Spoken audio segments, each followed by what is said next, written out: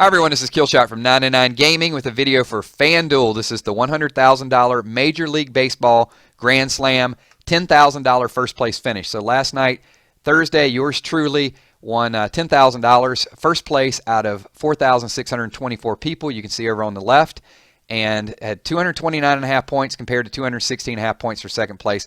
I dominated this pretty much from start to finish. I had a strategy to go in with Baltimore and Boston. I picked some pretty awesome players last night. Boston, because they'd crushed Atlanta a couple days earlier. Some of the players there had really big nights, so I was expecting them to come back and destroy them at home. Didn't happen, but I did get some good plays out of them. And Baltimore is just going to have a killer offensive lineup. I mean, they got some people just knock the ball out of the park. So the long ball is really going to be key for Baltimore.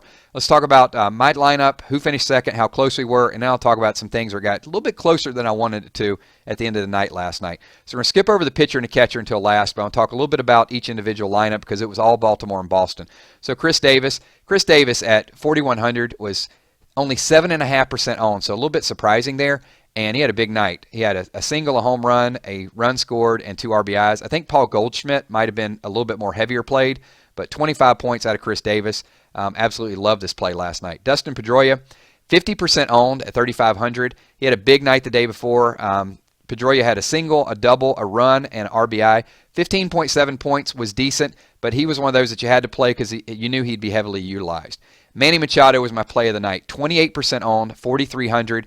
First of all, he's probably my favorite player in baseball. Second of all, he's playing for a contract. This guy could be a future MVP. He's going to get big money at the end of this year. He's been hurt for a couple of years, but now that he's getting healthy, I mean, look at this stat line. This is unbelievable. He had a double, a walk, a home run, 3 runs scored, and 5 RBIs. 48 points, just an amazing night. Xander Bogaerts batting third, almost had the same line as Pedroia. He had a double, 2 walks, and a run scored, 15 points, 3,900. It's a little bit costly for that, but I'll take the 15 points. It was good enough. So Mookie Betts batting leadoff. I was expecting him to have a big night. He was 25% owned. Not so much. He had a single, a walk, and a run scored. 9 points, decent, but I expected a little bit more out of 4,500 expense. Nolan Raymold. This is where me and the guy that finished second disagreed a little bit. He had Joey Rickard, and Rickard ended up, he was 31% owned with 15 points. I only got 9 points out of Raymold, but the extra 200 that he spent on Rickard, I actually spent on my catcher, and that was the difference between us last night. So even though I got a little bit less out of my outfielder, I got 9.2 compared to his 15, so difference of 6.2 points. It ended up more than making up at the catcher position. We both had Mark Trumbo. Trumbo was 43% owned, and he had a home run, scored a couple runs. So let's talk about the catcher position. So because he spent the money on Rickard, he was forced to the lower catcher position. Only $2,000 he was able to spend. It got him 3 points. You can see I had Chris Herman. Herman was pretty much instant offense for Arizona. He had a home run, a run scored, and 2 RBIs. And now let's get to the pitcher. This was a surprise for a lot of people because he was only 1.1% owned, and this was the play of the night.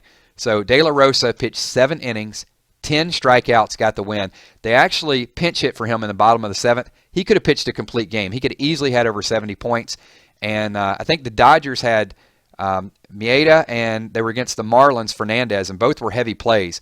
So De La Rosa outscored both of those, and the key was that he got the win because I think Maeda had he had the win going in, and then he got rocked in the bottom half of the 7th or something. They ended up taking him out, and he got the loss.